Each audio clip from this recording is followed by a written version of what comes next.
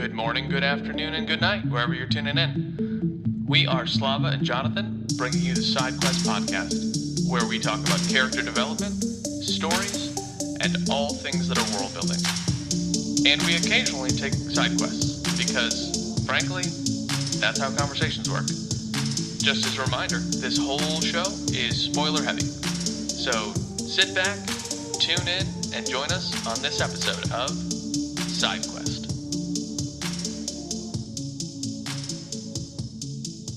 Great. Running start. Big Morning, man. Jonathan. Slava. Let's try that again. I thought you pointed at me to start it off. Good morning, Jonathan. Good afternoon, Slava. Well, it's afternoon somewhere. What were some things that what were a couple highlights of yours this week? I found out that a commuter bus route was canceled after I stood there for 45 minutes watching other buses take commuters to work. And the interesting part was neither the website nor the freshly hung sign for my route were at all marked in any way, anything to indicate that they had canceled the route. So you're the only schlub sitting as a bump on the log waiting for this bus to show up, and everybody else is like, oh yeah, well we went, to this part of the website that no one really goes to check to make sure. Yeah. And when I talked to the bus driver who was waiting for their whatever they were waiting for, I asked them and they were like, oh, let me call the dispatch. And dispatch was like, of course. I could hear them on the other line. They're like, no, we cancel that. Your passenger has to go, to a different commuter lot. Now, luckily that one's closer, but none of it's marked on the website. And well, it's not marked in a way that is accessible or easily accessible. You have to go like 4 clicks in to read the updates, and then something like click schedule and then click announcements and then click construction or no, and then click the week, the that week's announcements. Oh, and good. Then it lists out all the working routes, and if your route is not listed on that week's update, then that tells you that route has been canceled or suspended for the week. So, because you're commuting into work now to stop paying these ridiculous tolls, can they just cancel this new lot? Like, oh yeah, just we're gonna cancel it, and then you can't get to work. Is that a thing that could happen? I mean, I'm sure they could do that. I don't think they will. Within 5 miles, there are 3 commuter lots by my house.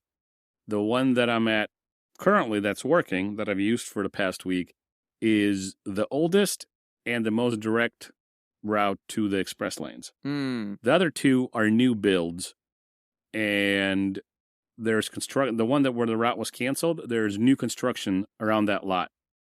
And also, what I think is adding to the the decision to cancel it is how many people are actually being picked up and dropped off. Yeah, it's because we're in the lot where I'm at, you get a full bus. Yep. That's it. In the lot that I went to where my route was canceled, even the other routes, no more than 6 people got on each bus. So it was a bus going into town with 6 people on it. That wasn't like the later buses.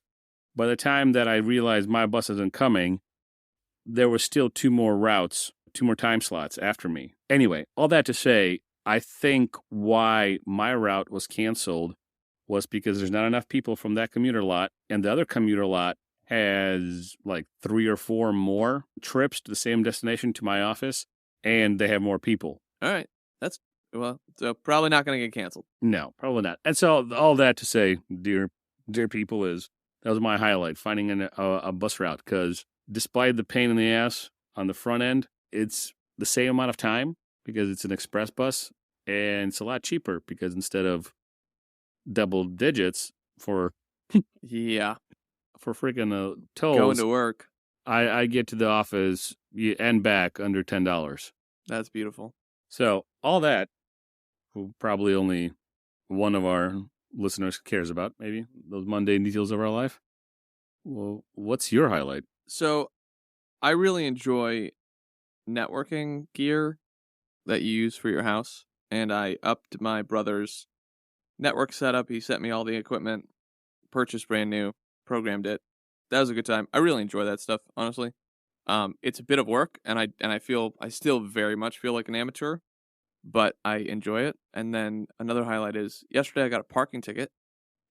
Well, I was in the waiting period for the reception for my buddy's wedding, and I was really thinking it was like 4:30, and the meters go off at 5, and I was pretty sure that I could get away with not like punching into the ticket because it's so close to being done. It's like whatever, you know. And they sent the people around, and I got a ticket. Apparently, one of the other buddies that I was at the bar with got a ticket too. And so it's like it's $20 if you pay within 24 hours.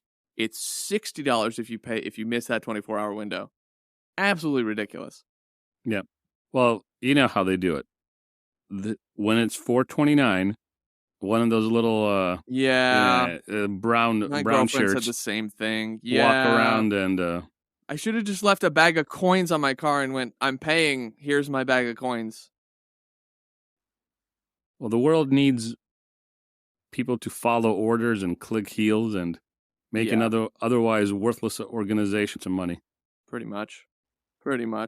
But anyway, those are some highlights of the week. Let's talk about Lyndon and Yaren and Unsouled. Cradle, Book 1. Give us an update. I finished it. Yep. I finished it. Lyndon gets into Heaven's Gates or Zion's Glory, whatever the school's called. Whatever you want to call it, sure. I'm reading 2 other books, listening to 2 other books right now, so my brain has forgotten all about Lyndon, but I remember the highlights. So he gets into that school, and he gets to pick out an artifact from the Hall of Artifacts, Hall of Trinkets. Which one did he pick out? He picked something out that would help him. The Foxfire flags. Right, yeah. So it creates like a zone. Like you set them up.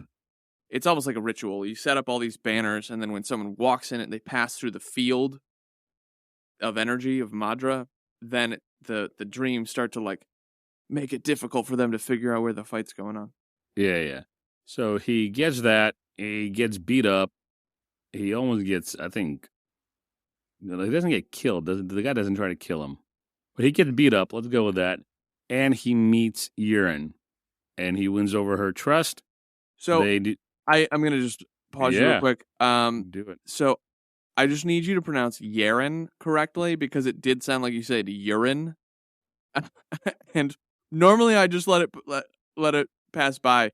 But you should Yaren. Yeah. You can even call her, well, it's like Yasna, just like Yaren. It's Yaren because I don't want to hear you say urine every time. Yasna's child. Yasna and Teft had a child, and this is her. So Yaren, we met Yaren. She's a little badass. They together kick a bunch of ass. Lyndon murders a guy, which is always fun. Yeah. I like popping that cherry. So that was surprising, actually, if I can get serious for a second. I was very surprised that it happened that way, and I was kind of glad that he defended himself. I mean, irrespective of where he had to murder the guy or not, it happened, but I'm glad that he defended himself, and that was kind of like a win for Lyndon, who was always apologizing and saying, this one would like to not murder you today, and honor to forefathers and all the other good stuff. So I'm glad that he's so soon in the series, he's already beginning to realize, hey, I need to fight. And even though, quote unquote, unsouled, I have kicked some ass. And then him and Yaren, after kicking him all the ass, and then Yaren, then Yaren getting the remnant to bond with her so she can become gold. Yeah. Yep. So she took her sage's remnant into her, which is because it's this mystical world and the rules are different here. It's like taking the lingering spirit of, which is really like and the Cosmere kind of has something like this. It's the shadow, what do they call it? Shadow entity. Basically, like, it's not the person anymore. It's the shadow of the person. It kind of acts like the person. Shard? And has no, it's not a shard. I'll look it up here in a second. But yeah, so it's like the shadow part of the person, and you learn this in later books, is like she is convinced that he's still talking to her, but that's not how remnants work. But it is, you do need a remnant to get to another level where you've taken the power of another entity that has passed away.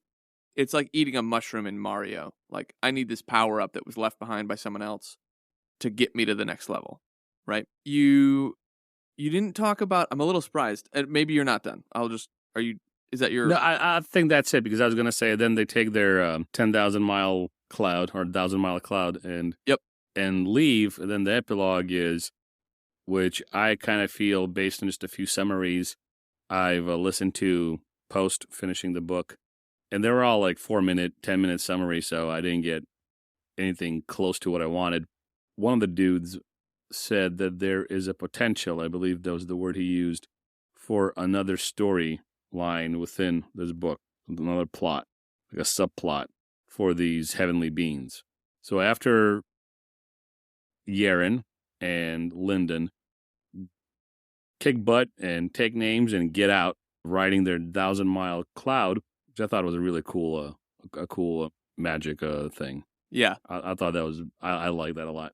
We get another preview, not a preview. In the epilogue, we get another look at these celestial beings, Syphis or Syphis, Syphilis. What's their name? Cereal. This has been a thing. Like, it started the Way of Kings. I know. Anyway, we are in the epilogue, and if I remember correctly, they are discussing the destruction of the Way. Yep. Clan. Yeah. All the clans. Yeah. So, Wei Shi Linden's clan, the Heaven's Glory School, is coming to bring down retribution on the Wei clan because they figure that he went back to his family when in reality he tried to get out of Sacred Valley. But I'm a little surprised you didn't touch on the fact that Lyndon and Yaren looted the entire Heaven's Glory School's treasury, where they like went in and took a bunch of extra stuff. Yeah, that happened, and in the midst of that, like there's another great fight that happened both for Yaren and for Lyndon. They both thrisely kicked some butt. Yeah. So yeah, that just slipped my mind, but I thought that was cool too. They're like, oh, let's grab this and this and this, and yeah, they just stuffed all these magic items in their bags, and they were like, all right, because Yaren, and I don't think you touched on this, but Yaren's master, who was a sage, was killed by the Heaven's Glory School, which is why she's coming in retribution to give them her own retribution. Now, this is a bit of a spoiler, but her family was slaughtered, and so she was an orphan. And sages, which is this top tier level of powerful people, sages don't usually take an apprentice because it's really difficult to pass on your knowledge when you're a sage. But he ended up taking her on because there are these things called dread gods that exist in the world, and they are these massive creatures, and there's 4 of them, and one of the dread gods is called the Bleeding Phoenix, and the Bleeding Phoenix is a blood spawn dread god where it takes blood aura or blood madra and uses it to fuel itself. And what happened is there was an outburst in Yaren's family's town. It slaughtered the whole people, and one of these bloodspawn tried to take over Yaren as well, which is what her red ribbon around her waist is. And she was fighting because it's an internal control battle of your wills. And so she stopped it, and the Sword Sage found her because he was doing cleanup in this event, and he just kind of sat there and watched her for a while. And she was trying to prevent it from attacking him, even though she didn't know him. She was a kid, kid dealing with some trauma. And he thought she had a lot of fight in her, so he basically adopted her and has been teaching her all of his information prior to them finding themselves in Sacred Valley for reasons I won't get into. But it's all tied together. It's all very fun. and everything has a backstory, but not in the same world building sense where you need to read 6 chapters to figure it out. It's 6 books, but it does feel like 6 chapters. Yeah. No, it's just like any other anime, and this is, anime in book form, in my opinion, it moves fast. Even if you have, 6 seasons and 100 episodes, the movement for this specific kind of anime, right? Shonen anime, like it moves quickly. It's meant for young adults, so it can't be Dostoevsky for young adults. This has to be a little bit more faster paced, and it is. And we've said this before, totally fine if it works, because it works here. Yeah, it does work here. And one of the reasons I ran into Spencer last night at this wedding we were at, and one of the reasons I really love, and I also mentioned this on the last podcast, one of the reasons I really love this series is because Lyndon is the underdog.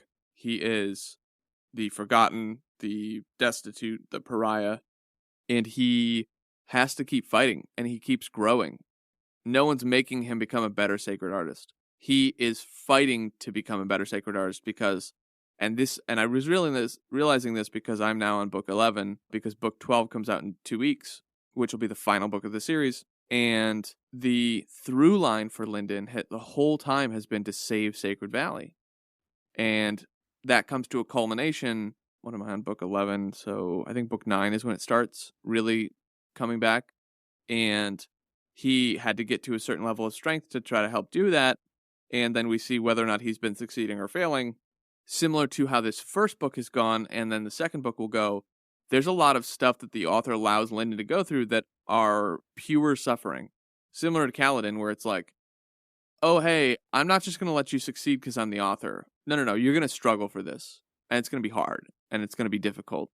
And he doesn't lose his drive or his desire to grow. And what I was telling Spencer was, when we're adults, no one cares if you grow or not.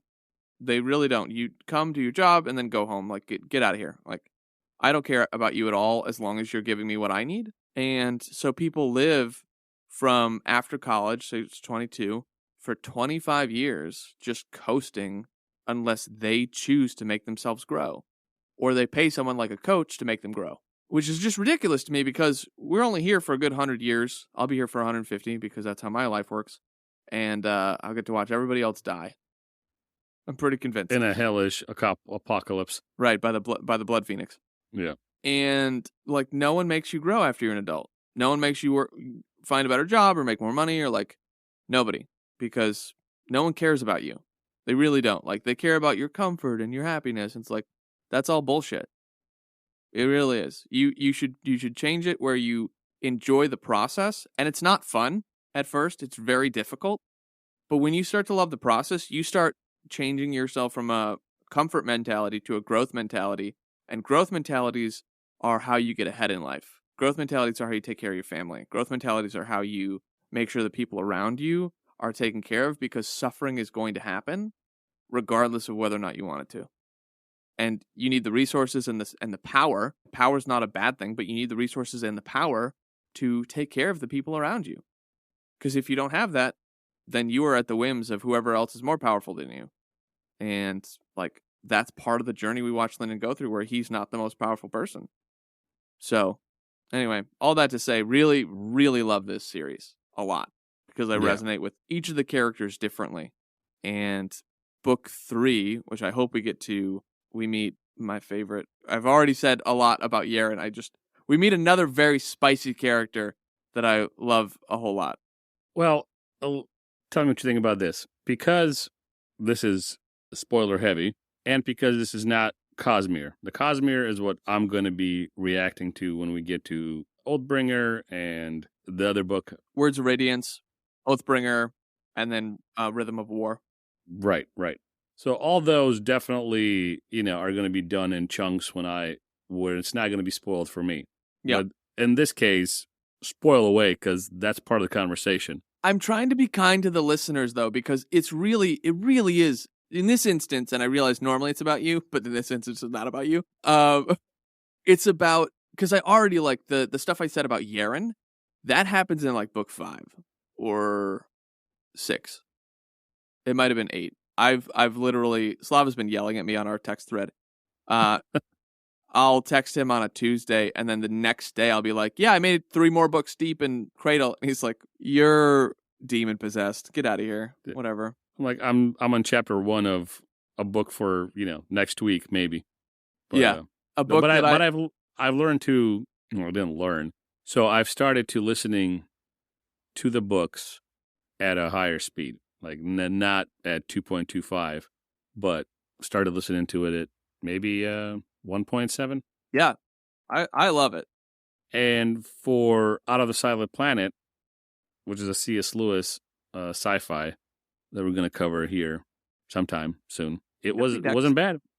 It wasn't bad. I couldn't do Unsouled at 1.7 because I think I made this joke in the previous episode where one of the guys sounded like, like a weird actress from the 70s who had like a high-pitched voice. Where were we? We were saying something that we got off the top. You told me to do spoilers, and I said I can't because it's not about you. It's about I've already spoiled too much about Yaren's backstory. That's right. And you were like, well, you can spoil it. And I was like, but I as much as this is a spoiler-heavy podcast, I don't want to... I do want people to read these books because I really enjoy it. Spencer was saying the same thing, though, about Black Flame, which is book 3, which is where we meet this other spicy character. And I mean, the title's Black Flame, so like you can kind of put together. Here's your spoiler. There's dragons in book 3. And I just off the wall love dragons. Do with that information what you will. But book 3 has dragons. And I lost my train of thought. Anyway, so I'm trying to not spoil everything because, I really do enjoy this series, but Spencer was saying like, yeah, it kind of hit a lull for me, and I get it, but I promise that there's like this really wonderful payoff. It's just such beautiful storytelling where it's not too much tied together because we see the main characters go through suffering and things don't work out, and we get that noted. But the thing that's a little bit much to take in is that it's a whole new world. It's a whole new, I'm going to call it a magic system, right? There's ruler techniques and forger techniques and enforcer techniques and authority and things like that. So it is a lot to try to understand at a fast pace. But I was telling Spencer last night, I was like, I've read these series 3 times. I know what's going to happen, and I love it all the more still, which is why I can listen to it at such a fast pace. I don't listen to brand new books. Well, that's not entirely true. I don't listen to most brand new books at the 2.25 speed. I listen to them at like 1.85 or 2. But I've trained myself over the last decade to take in audio information quickly. Right. So it's fun to play around those kind of things where you train yourself to be able to whether listen to things faster or comprehend concept faster. Like if you do math problems or all those learning apps now. I've been playing around with one called Brilliant, and it's $150 a year. I'm not going to keep it, but I'm playing around with the free trial, and it makes you do fractions. It gives you the at least that lesson I picked to play around with. It gives you basic algebra and fractions, and it makes you solve little problems. And I can see how that sort of stuff helps you train your brain. Not analogous one-to-one, but trying to teach yourself and train your brain and your mind to absorb information more quickly it's in the same ballpark. At least I think it's all good. Yeah. I've also been talking about this with my girlfriend. I'm like, it's leverage, right? How do you take your input of 1 and make it an output of 2 or an output of 4 or an output of 8, right? Well, we do that by becoming really skilled at what we do. One of the ways that I do that is I have an input of 1 with an output of 2 where I'll listen to an audiobook and do dishes. That's an output of 2. But the same amount of time, the same hour has passed, but I've done 2 things. I've done a mindless task and I've done a intelligent task or like something that requires my mind. So I've done an output of 2 for the same input time of 1, which is leverage. Leverage is how you really maximize your life. And so like you learning that stuff, now you're leveraging your ability to do math on the fly in a different way. And I don't have a clear example off the top of my head of what it would look like to have an input of 1 and an output of 2 in that instance. But finding ways to do leverage in your life, and the opener of this is where I've been talking to my girlfriend. I've been talking to her about time management. And time management, if you can find a way to leverage time management, similar to this like input 1, output 2, where you're getting 2 things done for one set of output or one set of input with time, you're now getting ahead. And part of that, I think, is really tapping into our mind. And I'm thinking about more spoilers because I'm sorry, I can't say it. Okay. There's just like a lot, like part of what I'm talking about actually becomes relevant, and I can't specify what it is because it's like, it happens in book 5 in Ghostwater. It's just so much fun. It's so much fun. Oh, I love it so much. Well, But leverage. Folks.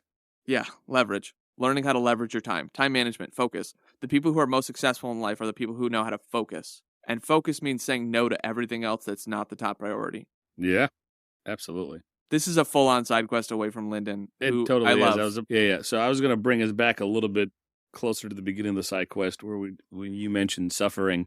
You can't escape it, right? People will suffer. And we mentioned this in the previous episode where we talked about how we met garbage poors and really decent rich folks.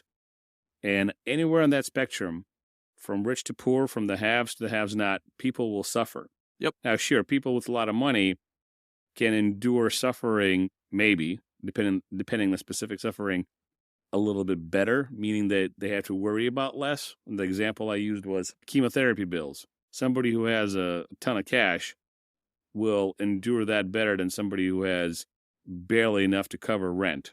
And now there's chemotherapy bills coming. But either way, suffering happens, right? You can't escape it. Just because somebody might suffer differently than you doesn't mean that they're not suffering. What you take away from that, and if you do grow, right? And you could see Lyndon growing. He's observing the world around him, and he's using past information, past experiences, bringing that into the current thing, and when necessary, making adjustments. Even his decision to defend himself and bludgeon that freaking moron that he bludgeoned to death in this book, and how he fights with the master who's like trapped in a 9-year-old's body or something, which is just a weird flex guy. I'm going to be young forever as an 8-year-old. I mean, you do you, boo, but, it didn't help you. It didn't help you fight Lyndon. That's true. That's what's so fascinating, I think, about, for you, and I'm making an assumption here. I should have prefaced this. I think that's what's so fascinating for you about these books. I think you've said it as much, that you see Lyndon specifically and Kaladin also, where they are forced to face themselves in certain situations, and sometimes they face themselves and they make a mistake and they either 2 steps forward, 1 step back, but eventually you see both characters grow. 100%. And then once they've grown, that's the thing. Once they've grown, there's no regress. There is, when they've taken that final step to attaining power or attaining a position where they can help their fellow bridgemen or getting Madra or going to Jade, there's no regress, really. That's not to say that's a bad story or a good story. Well, that is to say it's a good story, right? Before we get Slava rambling too much, this is all I'm trying to say is that's what's attractive about these characters, right? 100%. So have you found, because this is our second progression fantasy novel, I would call Way of Kings a progression fantasy series, because every book, and I don't remember if I defined this before, but I'll do this real quick. Progression fantasy is a subgenre that focuses on characters increasing in skill and power over time. And that's like the very simple version. But with Way of Kings, Kaladin gets power-ups, for lack of a word, every book, but it's not without struggle. Similarly, Lyndon has power-ups every book, but again, not without struggle. And part of the reason that I love progression fantasy is because I've struggled a lot in life, and so I very much relate with these characters. That said, Slava, do you feel like you have enjoyed the progression fantasy, or it's kind of like not your thing so far? I've enjoyed it. I can't say it's my thing in the same way that it's your thing. Yeah. But that is not at all to take away from my enjoyment of both series that we're doing. The more direct answer, I'm enjoying the genre. Still, if I had, what genre would you take with you on a desert island? It would be some weird sci-fi dystopian. Yeah, you take the horror, the roadside picnic. Yeah. Yeah. I'd take that, but hey, if 2 or 3 of the Cradle books, fell into that box, I wouldn't be complaining. I wouldn't use them as kindling, right? Right. So does that answer your question? Yeah, it does. And I realize, and Spencer's similar, and I realize I'm mentioning him a lot this episode, but he'll be on our next episode to do a wrap up here. But the love that I have for this series, because even last night he was like, I love how much you love it. And I'm like, I realize that not everybody's going to love this the same way that I love it. The way that I love this is not simply from a narrative point of view, and I've kind of explained this, and at this point, I'm beating a dead horse. I love this because I feel it explains part of who I am. That makes sense. And both you and Spencer mentioned that about characters in The Way of Kings. See, there's also a different type of approach, right? And neither one is better than the other. But I can't even think of the word. I don't know what's going on with me today, man. My brain is just dead. Maybe you need some cotton candy. Side quest. My girlfriend and I, when we were driving to the reception last night, I saw some bright shining lights 2 streets over, and I was like, I think that's a fair. So I took a detour, and it was a fair, and I legitimately almost stopped to run out and buy some cotton candy and then bring it with me to the wedding. Not because the wedding won't have treats, but because I love cotton candy the same way I love this book series. Makes sense. Anyway, continue. So there's different ways people relate to books and characters, and different ways people approach reading a book. And I think you and I and Spencer are different. Like, where you and Spencer are more close on this. And stop me if I'm wrong, correct me. But I think when you approach the story, like, you are immersing yourself into this world, but you also want to understand the why and the how behind certain characters doing any action. Whereas for me, that is very book dependent. Like, if there's a book that it calls for me to do a little bit of detective work to figure out, why it's because it's some sort of mysterious thing going on, I will kind of turn that part of my brain on.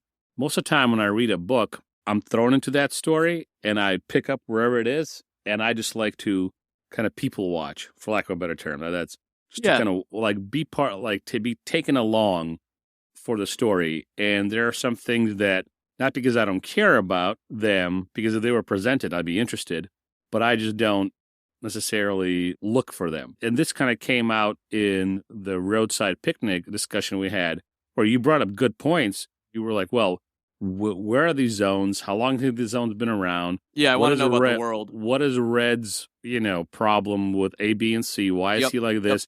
Where was he, imprisoned? Did he marry a prostitute? Didn't he marry a prostitute because he didn't? But the pace of the writing, I think, threw you off a little bit.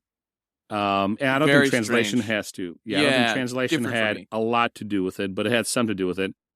Again, it's not that I didn't care about those things. Because if it was revealed the zones were in these 6 countries, and that's how the new geopolitical reality came about, I'd have enjoyed reading that too. But because I was just there to observe the strange world the author is presenting to me, and that's the same thing with the Cradle series, I'm here for the ride.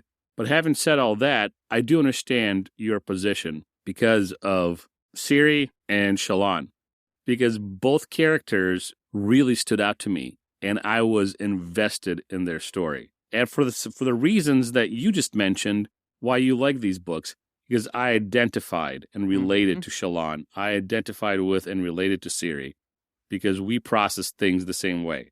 Yeah. And both women were betrayed by their family. And I've said as much in an episode, I felt I was betrayed for my family. I have experienced those things where the people closest to you, the people who were supposed to protect you and guide you and instruct you, kind of just left you in a corner, threw you a couple of scraps. Well, he didn't starve to death. We did the bare minimum. And then you had to fend for yourself. Yeah. Yeah. So Will Wight, the author of the Cradle series, has decided to cap the Cradle series at 12 books, which, as an avid lover of this, I have a frustration with because there's a lot more characters that I want to get to know. I did, in my searching, realize that one of the characters that I want to get more information about was written as a side story or like a short story in an anthology book that is not on audio that I have to go find because it's like an obscure printing. But like this character named Zeal, who we meet in book 5, we get snippets of his backstory, and I want to learn more about him. But I think he should do a full series about Zeal. And Zeal is basically the Bobby Fischer of the sacred arts. For those who don't know who Bobby Fischer is, Bobby Fischer was this mastermind child who became a chess master at what, like 10 or less? Like I would say just before his teens or entering his teens, but I forget. Yeah. But anyway, so Will's decided to cap it at 12 books. I find that frustrating. But what do you think about an author going, hey, I'm done writing this series. I don't want to write this series anymore. For whatever reason, for good or bad. What do you think about that? Okay. Well, a two-part answer. If he just is tired and is like, screw it, I'm done, I have nothing to give, I would find that frustrating too, especially for a series I loved. Now, if an author legitimately says, listen, this is as far as this story goes, and in my opinion, as the creator of this world, this is where the story ends, I can live with that. Yeah. And the thing is, he's not leaving it on a cliffhanger. He's like known that this is what he wants to do. And he's like, I'm making 12 books. I'm a fanboy who's frustrated that it's not going to be more because I love the world. Well, you need to keep going with this storyline. Just pick a new storyline. At the end of the first book, you see him open up the universe because being from the heavens falls down and talks to Lyndon. A being from the heavens who understands how fate works a little bit and what the future holds. And has some sort of omniscience. She moves time and resurrects from the dead.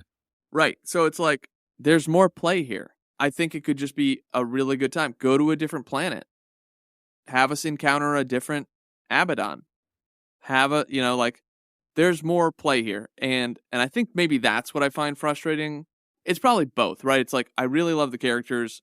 I really love the world and the magic system and stuff. I think it might be that it's just an untapped world.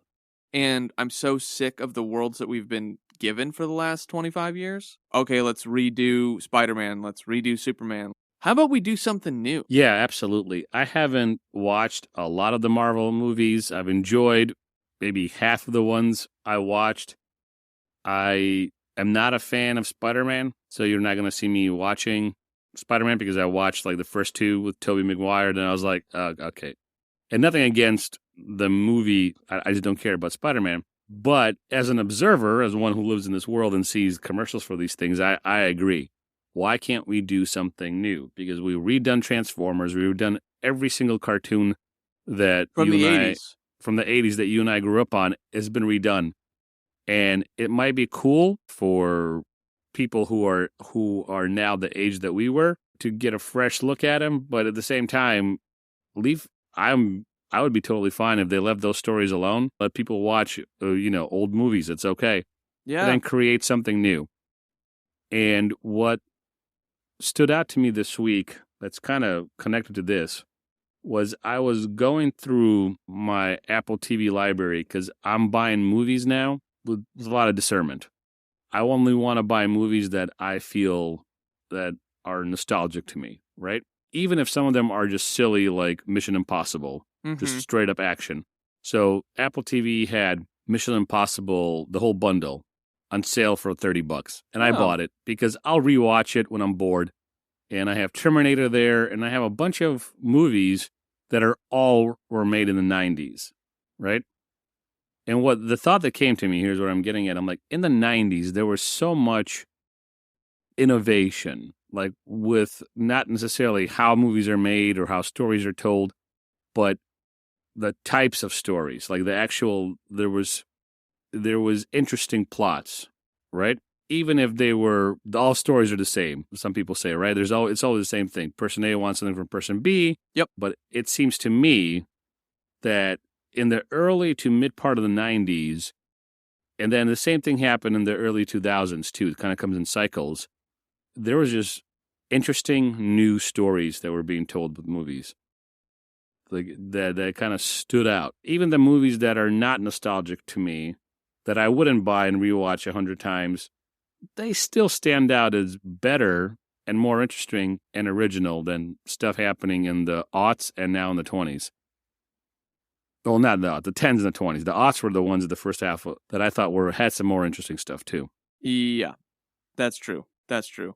You know as well as I do that the world moves on money, right? Mm-hmm. So Hollywood doesn't want to do risky things, but picking a new author with a new book series is risky, which is why one of the ways that they do things is they have this website, and I don't remember what it's called, where they have this set of authors who have growing communities, but have still not published any Hollywood work, right? So no one has made something from the rights of their books, and Sanderson is now, if not at the top, pretty close to the top of having this massive community. He's never produced a work for Hollywood, and that's why he's at the top. Will Wight is more of an independent author, similar to Andrew Rowe, which I want us to read as an independent author. Like, the independent authors don't have big enough communities for Hollywood to go, this is a risk worth taking. So I know why they don't do it. I just don't like that they don't do it. Yeah. And there's an old, I don't know if this is necessarily Russian or Ukrainian, there's an old Slavic adage, and it goes, those who don't take risks don't drink champagne. Right? So who am I to, like to point my finger at the Hollywood, wheel of money making and the whole world that is Hollywood. But at the same time, they spend a crap ton of money making absolute garbage. Maybe don't make garbage for 4 months and pour that money into something else. But the thing is, people buy it. Yes, people love garbage. But I think the risk would pay off. Was what I'm saying is like, fine, make the garbage. But I think the risk will pay off because there's a lot of people our age, and I believe this is a generational thing. Although I've met some younger millennials, even Gen Zers, that would agree with us wholeheartedly. They didn't grow up in the 80s. They don't remember the 90s. Some of them were born after the 90s. And they would agree with us that it's formulaic, it's cheap, it doesn't tell a compelling story. It's just rinse, wash, repeat. Mm-hmm. Yeah, pretty much. I've let this episode get away from us from talking about Lyndon. This is actually really why Slava and I picked the name SideQuest, is one thought leads to 6 other thoughts, 2 of which you'll cover, which lead to another 12 thoughts. It's kind of how it goes. I hope that we covered all the information in the beginning. But as one thing I want to send you guys away with is, I think you can hear how excited about this series I am. I think that that's the selling point here, is how much I just love this series. And you've heard me on other episodes where it's like, Roadside Picnic was good. I don't love it the same way that I love this series, but it was good. I really liked the world. It was enjoyable. I was entertained. I had a lot of questions.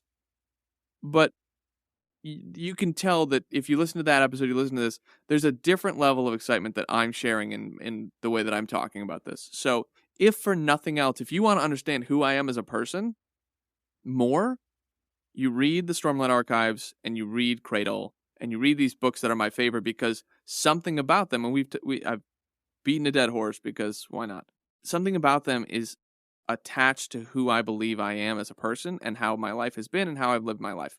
And how I see the world a little bit. Because I really do see the world similar to how Lyndon engages it, where there are these power levels. And in our world, it's like money and power.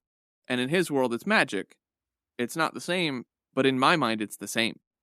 It's like, well, you can't become this if you don't become that first. I think there's, some things that are analogous, and that's why storytelling and fiction, no matter the genre, is so interesting because you can talk about, existentialism and, ethics and morality through a lens of a guy murdering his landlady with an axe and then flashbacks to his childhood. You can do those things. You can talk about perceptions of reality and creation and ethics and evil through a sci-fi novel that C.S. Lewis wrote. And you can do that with Will Cradle's series. You can do the Brandon Sanderson's Cradles. And the interesting thing is Dostoevsky and Lewis were Christian. Mm-hmm. I don't know about Will at all. Sanderson is a Mormon. Mm-hmm. So all of them bring different worldviews. And you've heard me mention how worldviews drive everything, how you understand the reality, epistemology, and the knowledge, what is it, how we get it. And ethics, your worldview, which is actually comprised of all three, your worldview will drive what you focus on and how you tell the story. And there you go. You have 4 different authors, 3 different religions or worldview. Because again, I don't know if Will Wight is he religious or not or whatever he is. Know. Doesn't matter for this comment that I'm making. But the beauty of fiction is you can have these discussions by immersing your readers and to some extent yourself in a different world. Some of which are fantastical, literally, because they're on magic. Different planets. Yeah. And they have magic in them. So that's my final thought. If we could wrap up our thoughts actually focusing on the book, I think that'd be good. Here in the last few minutes, I liked how it ended, the book, Unsouled. Mm-hmm. I enjoyed all the little things that Lyndon did to survive, from covering himself in dirt and getting the carriage to get him to the top of the stairs so he can go into the, artifacts hall and get what he needs. How carefully he chose the artifact he got, how he used it to protect himself and Yaren, and how he won Yaren over, and how he fought the 2 guys that he fought, ended up killing one of them. And I'm just happy it picked up for me, because I was going to, finish this series with you anyway for the podcast. What a friend. That's what we do. Oh, hey, man, you're going to read books that you're going to hate, maybe, and maybe I will hate as it comes up. So far, we both, at the very least, enjoyed them enough to go through them, right? For me, I've enjoyed both the stuff that you suggest, both of the books you suggested a lot. It did start slow for me. They all do. Book 1 always starts slow. When we read Liza Lockham Laura, you're going to say the same thing. And I know that. And I did, because I started, I've started Liza Lockham Laura. Okay. But then I put it down because we started this book, and I wanted to put my attention towards this book. But final thought is I am excited for book 2 to see where Lyndon goes. Yeah, I love it so much. There's a character named Ethan you meet in book 2. He is the Gandalf of the group, and I love him so much. I feel like him partly. Like each of these characters, I feel like Lyndon. I feel like I'm a late bloomer and has been dealing with the sufferings of what I was given. And I feel like Ethan, where I'm at now, like I know I just told this to my girlfriend, which is partly why I was late this morning, is I'm starting to come to terms with my own brilliance. And she laughed at me. And I was like, no, hear me out. Like I told you earlier in the episode, I did this networking stuff for my brother. He sent me all of his gear and I fixed it up and programmed it and then I sent it to him. But I don't feel like a network engineer. I don't feel competent enough to be a network engineer. I followed some videos and I figured it out and I know how to do it more. But what I did is the last 5 years I've been jumping on Reddit to the networking groups and I just read stuff. 2 posts a day or something, nothing crazy. And so when I say I'm coming to terms with my own genius, it's because the way we look at ourselves is not the way that other people look at us. And we don't give ourselves credit for the accomplishments we've actually done in life. This is true. So, I don't know how to land this plane, Slava. Well, I don't either. Unsouled was a good choice. Thanks. All right, I'll find a way to crash land this plane. Thank you for joining us in this side quest and reading Unsouled. Gratitude. This one thanks you. Goodbye, good people.